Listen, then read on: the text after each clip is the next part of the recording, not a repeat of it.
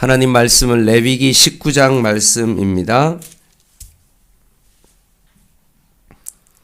레위기 19장 말씀 한 절씩 교독하겠습니다. 구약성경 174쪽에 있는 레위기 19장 말씀입니다. 여호와께서 모세에게 말씀하여 이르시되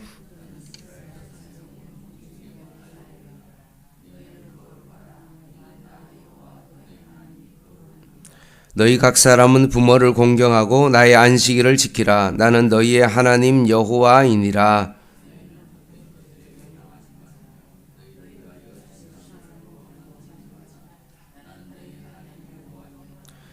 너희는 한복 제물을 여호와께 드릴 때 기쁘게 받으시도록 드리고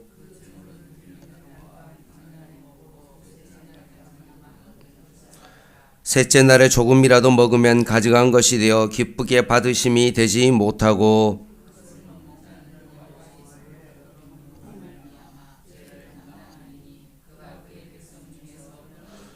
너희가 너희의 땅에서 곡식을 거둘 때 너는 반 모퉁이까지 다 거두지 말고 내 떨어진 이삭도 줍지 말며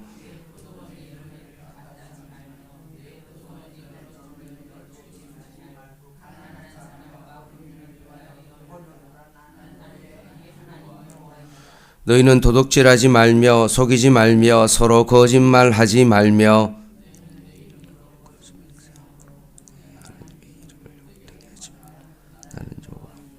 너는 내 이웃을 억압하지 말며 착취하지 말며 품굿의 삭을 아침까지 밤새도록 내게 두지 말며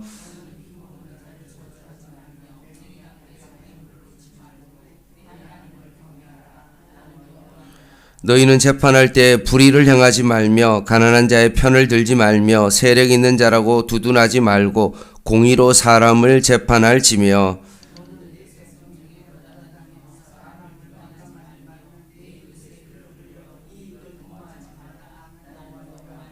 너는 내 형제를 마음으로 미워하지 말며 내 이웃을 반드시 견책하라. 그러면 내가 그에 대하여 죄를 담당하지 아니하리라.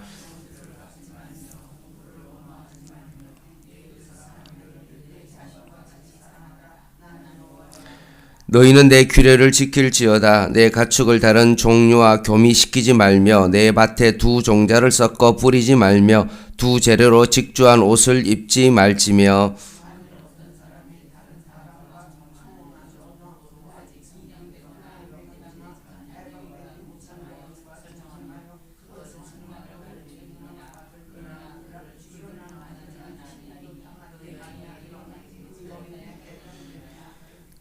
그 남자는 그 속건제물 곧 속건제 수양을 회막문 여호와께로 끌고 올 것이요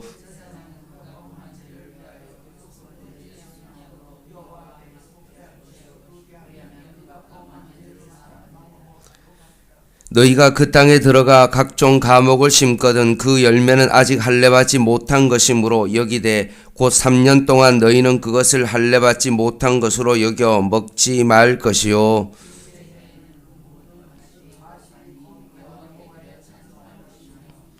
다섯째 해에는 그 열매를 먹을지니 그리하면 너희에게 그 소산이 풍성하리라. 나는 너희의 하나님 여호와이니라.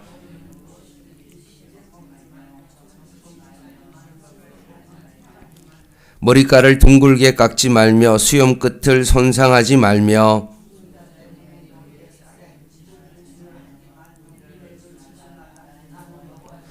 내 딸을 더럽혀 창녀가 되게 하지 말라. 음행이 전국에 퍼져 죄악이 가득할까 하노라.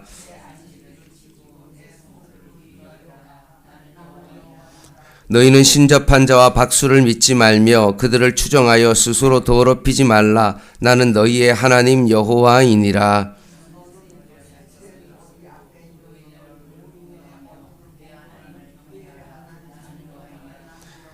거류민이 너희의 땅에 거류하여 함께 있거든 너희는 그를 학대하지 말고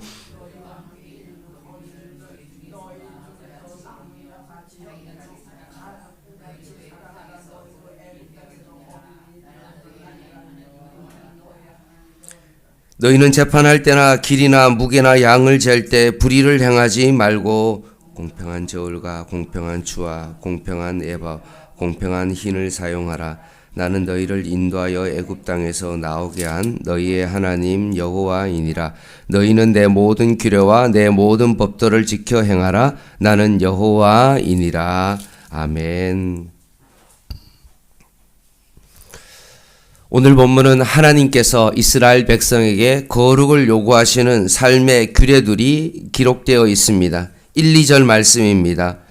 여호와께서 모세에게 말씀하여 이르시되 너는 이스라엘 자손의 온 회중에게 말하여 이르라. 레위기의 핵심이죠. 너희는 거룩하라. 이는 나 여호와 너희 하나님이 거룩함이라. 하나님이 거룩하시기에 우리도 거룩해야 된다. 하나님께서 이스라엘 백성에게 거룩을 요구하시는 이유가 뭡니까? 하나님께서 거룩하시기 때문에 그렇습니다. 하나님의 백성은 거룩하신 하나님을 닮아 거룩한 삶을 살아가는 것이 당연하다. 하나님의 부르심을 받은 백성답게 부합된 삶을 살아가야 된다. 라고 말씀하시면서 하나님께서 모세를 통하여 이스라엘 백성의 거룩한 삶의 규례들을 조목조목 말씀하고 있습니다. 오늘 본문이 세 가지 종류의 규례로 나눌 수 있습니다. 1절에서 8절까지는 부모님과 하나님을 대하는 규례이고요. 9절부터 18절까지는 이스라엘 공동체 내에서의 규례이고요. 19절부터 36절까지는 개인 규례에 대한 말씀입니다. 먼저 3절입니다.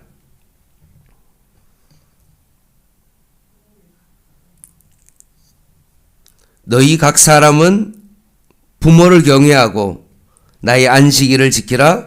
나는 너희의 하나님 여호와이니라 라고 되어 있습니다. 하나님께서 이스라엘 백성에게 첫 번째 요구하신 거룩의 규례가 뭡니까? 내 부모를 경외하는 것입니다. 10계명 가운데 5계명을 말씀하고 있습니다. 이게 똑같은 말씀처럼 느껴지지만 여기서 경외라는 요 단어가 조금 다른 게 10계명에서는 이게 동사로 쓰였던 것입니다. 그런데 오늘 본문 속에 있어서는 요 경외하다라는 요 단어는 목적어로 쓰입니다. 그러면 목적어로 쓰였다는 그 말은 무엇이냐 하면 부모를 하나님과 같이 여겨라 라는 말씀입니다. 내 부모를 경외하라 라고 동사로 말씀했다면 10계명은 오늘 본문에 있는 이 경외는 부모를 하나님과 같이 목적 삼고 부모도 그렇게 하나님처럼 경외하라 라고 말씀합니다. 부모가 하나님으로부터 왔으니 부모를 공경의 차원을 넘어 하나님처럼 여기며 공경해야 된다라고 말씀하고 있는 것입니다. 거룩의 첫 번째 책무가 부모를 경외하는 가정 내 규례에서부터 출발한다는 것입니다. 그러니 거룩은 어디에서 출발합니까? 가정에서 출발합니다.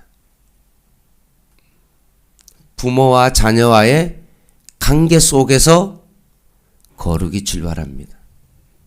이게 성경이 말하는 규례입니다. 뭔가 내가 성경책을 막 이렇게 껴 안아 다니고 목소리를 뭔가 이렇게 굵게 하고 걸음걸이를 느리게 하고 뭔가 보기에도 뭔가 거룩해져 보이는 어떤 그런 모습으로 살아가는 그것이 거룩이 아니라 거룩의 출발은 부모를 공경하는 것에부터 출발한다는 것입니다. 거룩은 예배당 안에서 출발하는 것이 아니라 가정에서부터 출발한다는 사실입니다. 하나님께서 요구하시는 거룩의 두 번째 책무가 있습니다. 그것은 뭐냐 하면 3절에 나와 있습니다. 후반절에 이렇게 되어 있습니다. 나의 안식일을 지키라. 나는 너희의 하나님 여호와이니라 라고 말씀합니다. 십계명의 4계명에 해당되는 말씀이죠. 그리고 4절에 보면 우상을 만들지 말라 라고 되어 있습니다. 2계명이죠. 그리고 5절 6절에 보면 화목제를 잘 이행하는 것이라고 되어 있습니다. 안식일을 지키고 우상 숭배하지 않고 화목제를 잘 이행하는 이것이 거룩의 두 번째 책무라는 것입니다. 우리가 요 안식일을 지키라는 요 부분에 있어서 기억해야 될 단어가 있는데 3절을 자세히 보면 안식일 앞에 한 단어가 있습니다. 우리의 안식일이 아니라 뭐라고 말씀하고 있죠? 나의 안식일이다. 그 말은 안식일의 주인은 바로 하나님이심을 강조하고 있습니다. 그래서 늘 우리는 안식일 하면 어떤 개념이 드냐 하면 우리라는 생각이 늘 있습니다. 그러니까 안식일의 중심이 어디 있습니까? 우리죠. 그러니까 그 안식일에 우리는 자꾸 휴일의 개념으로 생각합니다. 뭔가 쉬어야 된다라는 그런 개념이죠. 그런데 안식일의 개념의 중심은 우리가 아니라 나의 안식일이다. 하나님이 주인이다. 라고 말씀하고 있습니다. 그래서 안식일은 주의 날이고 주님을 경배하고 주님 앞에 예배 드리는 날입니다. 여러분 이것을 혼돈하시면 안 됩니다. 그냥 편하게 그냥 쉬는 날 5일 동안 일하고 6일 동안 일하고 정말 7일째 되는 그날에 우리가 좀 쉬면서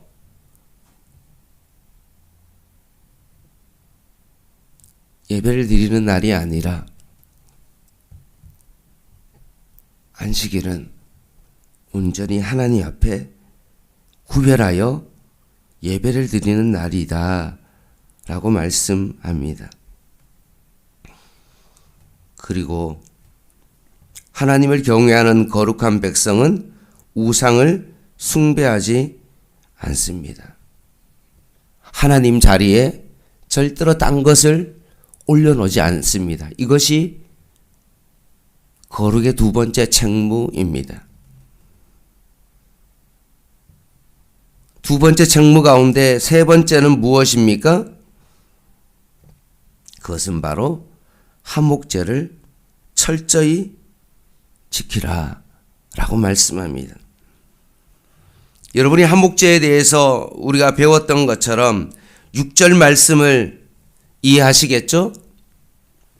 화목제는 제가 뭐라고 말씀드렸습니까? 나눔의 제사다. 번제는 다 태워서 국물도 없고 온전한 헌신의 제사인데 화목제는 어떤 겁니까? 이것을 드림으로 말미암아 옆에 이웃과 나누어 먹는 그런 제사입니다. 하나님과 화목할 뿐만 아니라 이웃과 화목하는 것을 나눔의 제사입니다. 그래서 화목제 가운데 감사의 제사로 드리려면 감사하는 마음으로 화목제를 드리면 그 예를 들어서 소를 잡으면 어떻게 해야 됩니까? 그 감사로 드리는 화목제는 당일날 먹어야 됩니다. 예외 조항이 있습니다.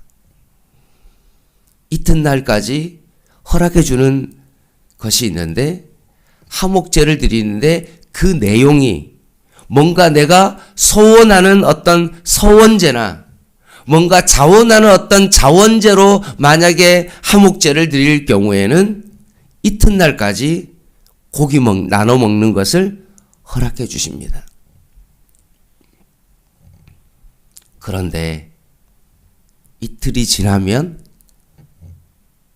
다른 이유와 관계없이 셋째 날에는 어떻게 해야 됩니까? 절대로 그 고기를 먹을 수 없습니다.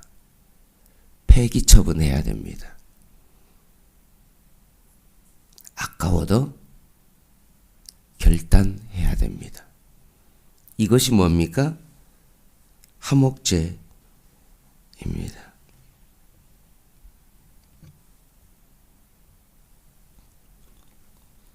내 생각에는 아무리 아까워도 하나님의 말씀에 순종함을 말미암아 그것을 폐기해야 된다.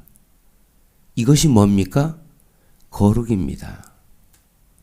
내 생각에는 이렇게 하면 될 것 같은데 하나님의 말씀에 이것을 하지 말라고 하면 절대로 그것을 포기하지 아니하고 하나님의 말씀 가운데 순종하는 삶, 이것이 거룩입니다.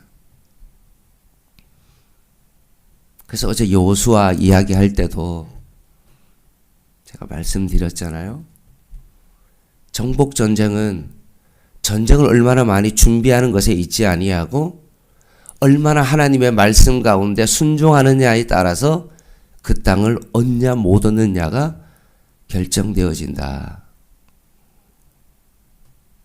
전쟁은 승패는 순종에 따른 결과이다 라고 말씀드린 이유가 바로 거기에 있습니다. 여러분, 거룩은 내가 막 목소리를 막 거룩하게 내고 기도를 막 길게 하고 내가 좀 많은 지식을 알아서 내가 하나님 앞에 뭔가 거룩한 척 하면서 기도하는 것에 있는 것이 아니라 하나님의 말씀이 이렇다면 그 말씀 가운데 순종하는 겁니다. 주일날 아무리 많은 이익이 나고 더 좋은 것이 있다 할지라도 하나님께 예배 드리는 것이 거룩이라면 그 말씀 가운데 오직 하나님 앞에 예배 드리는 것에 있어서 내 생명을 걸고 주님 앞에 예배 드리는 것입니다. 이것이 바로 거룩입니다. 이제 9절부터 18절까지 조금 빨리 할게요. 이스라엘 공동체 내의 규례인데요. 이것을 말하면 사회적인 윤리입니다. 9절에서 10절 말씀, 너희가 너희의 땅에서 곡식을 거둘 때에 너희 밥 모퉁이까지 다 거두지 말고 내 떨어진 이삭도 줍지 말며 내 포도원의 열매를 다 따지 말며 내 포도원에 떨어진 열매도 줍지 말고 가난한 사람과 거류민을 위하여 버려두라. 나는 너희의 하나님 여호와이니라 라고 말씀하면서 사회 윤리에 대하여 말씀하고 계시는데 거류민들을 위하여 이삭을 다 줍지 말고 좀 남겨두고 밭 모퉁이도 남겨두고 포도원의 모퉁이도 좀 남겨두고 다 따지 말고 떨어진 것도 줍지 말라라고 말씀합니다. 너무 탐욕적인 삶, 인색한 삶을 살지 않는 것, 그것이 바로 거룩입니다. 그러면서 11절 말씀에 8계명이 나오죠. 도둑질 하지 말라. 이웃에게 피해를 주지 말고. 9계명 이웃의 재산을 강탈하거나 약자인 것을 착취하지도 말고. 13절 공의로 재판하며 이웃을 험담하거나 이웃의 생명을 담보로 이익을 16절에 보면 취하면 안 된다 라고 쭉 이야기하면서 18절 하반절 말씀에 있는 것처럼 내 이웃을 내 자신과 같이 사랑하라. 이게 뭡니까? 사회 윤리의 핵심입니다. 이웃이 그 사람도 하나님의 백성이고 하나님께서 만드셨다. 내가 하나님의 백성인 것처럼 그 사람도 하나님의 백성이기에 그 이웃을 네 몸과 같이 사랑해야 된다. 예수님은 원수까지도 사랑해야 된다. 그것이 하나님의 백성에게 요구하는 거룩입니다.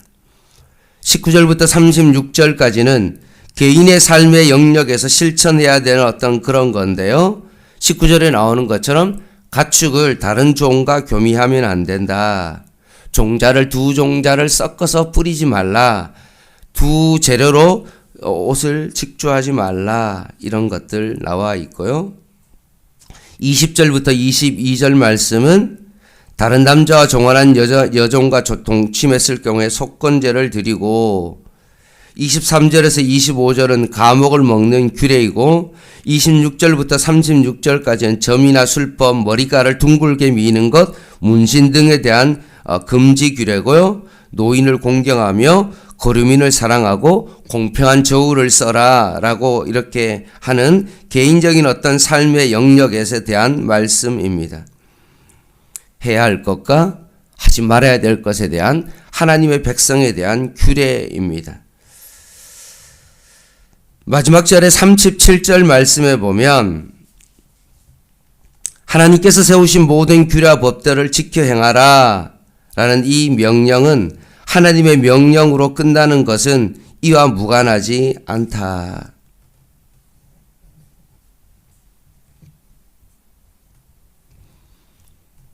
지식적으로 법도와 규례를 아는 것에 그치지 아니하고 거룩은 삶과 관계되어 있다라고 말씀하고 있습니다.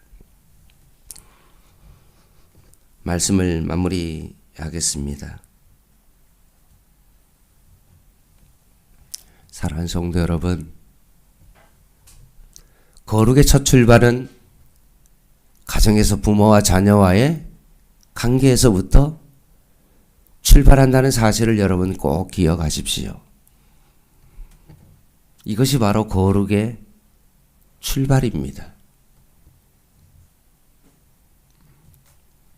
뿐만 아니라 거룩은 힘들어도 하나님께서 말씀하신 것을 말씀대로 순종하며 지켜나아가는 것입니다.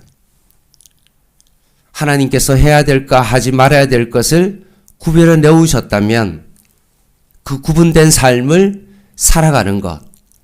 세상 사람들은 탐욕을 가지고 더 많이 얻으려고 하고 먹고 마시고 시집가고 장가가고 사고 파는 일에 혈안이 되어서 조금이라도 더 많이 얻으려고 그러는 그런 삶을 살아갈 때 내 이웃에 눈을 돌리며 그들에게 내 몸과 같이 사랑하는 마음으로 조금 더 다가가는 것. 이것이 바로 거룩의 출발입니다. 사랑하는 성도 여러분, 제가 늘 말씀드렸죠? 양문교회가 순식간에 사라졌을 때 주변의 사람들이 참 그 교회 참 좋았는데 너무 아쉽다 라고 생각해야만이 교회입니다. 교회가 이사를 가거나 사라져도 사람들의 마음 가운데 교회가 사라졌네 라고만 생각한다면 그것은 교회가 아닙니다. 교회는 주변 사람들에게 있어서 따뜻함을 주어야 되고 산 위의 동네가 되어야 되고 어려운 이웃들에게 조금 더 다가갈 수 있는 그것이야말로 진정한 교회입니다. 이 주변의 사람들이 양문교회를 바라보며 어떤 생각을 가지고 있을까요? 그들은 교회를 바라보면서 어떤 마음을 가지고 있을까요? 혹시나 있으나 마나한 그런 교회라면 우리가 다시 하나님 앞에서 더 무릎을 꿇고 하나님과의 관계를 회복하며 주변의 이웃들에게 조금 더 다가가야 되지 않겠습니까? 교회가 더 인색하고 교회가 더 많이 가지려고 그러고 교회가 정말 더 높은 건물을 쌓아 올리는 것이 아니라 이웃에게 조금 더 깊이 그들의 삶 가운데 다가가야 되지 않겠습니까?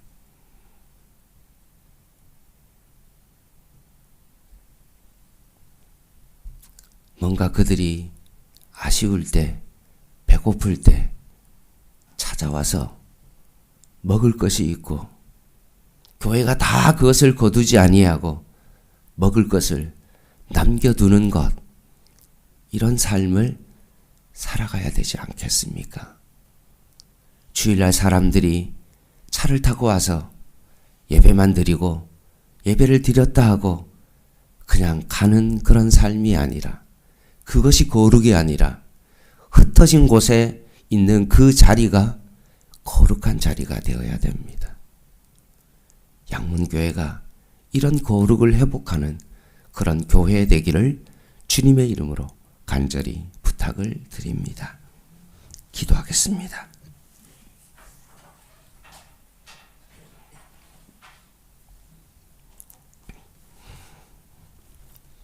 하나님, 예수 믿는 자들이 손해를 보지 아니하고 오히려 더 많이 가지려고 하는 오늘날 우리들의 모습을 봅니다. 너무나 거룩과는 동떨어진 그런 삶을 살아가고 있는데 하나님께서 너희가 하나님의 백성이고 내가 거룩하니 너희도 거룩한 삶을 살라고 하신 그 하나님의 말씀을 다시 한번 마음에 깊이 새기고 오늘 우리의 삶의 자리가 거룩한 삶의 자리 되게 하여 주시옵소서. 예수님의 이름으로 간절히 기도드립니다. 아멘. 개인 기도 하시겠습니다.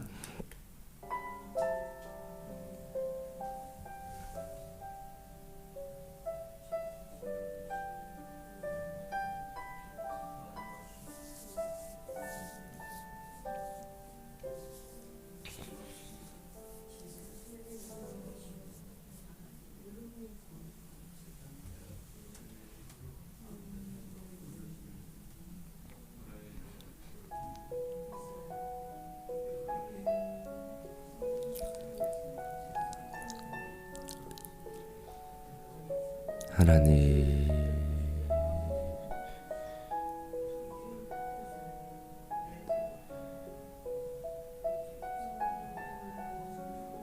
하나님,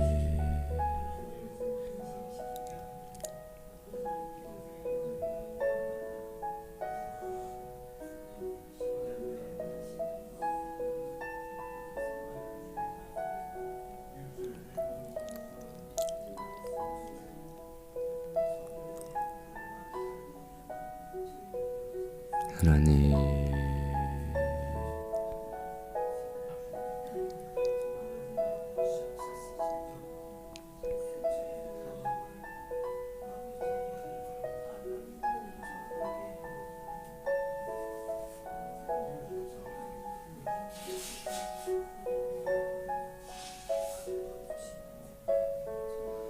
하나님,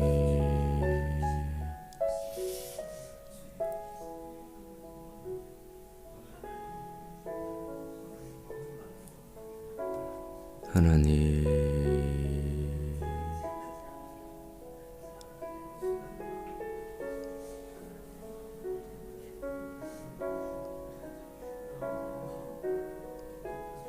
하나님,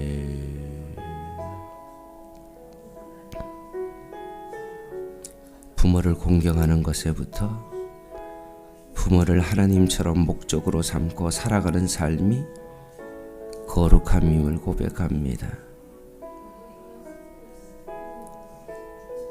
부모를 공경하는 사람이 살인할 수 없고 간음하지 않고 도둑질하지 아니하고 내 이웃을 것을 탐내며 이웃을 모함하지 않는 자임을 고백하며 진정한 거룩이 하나님의 백성으로부터 회복되게 하여 주시옵소서.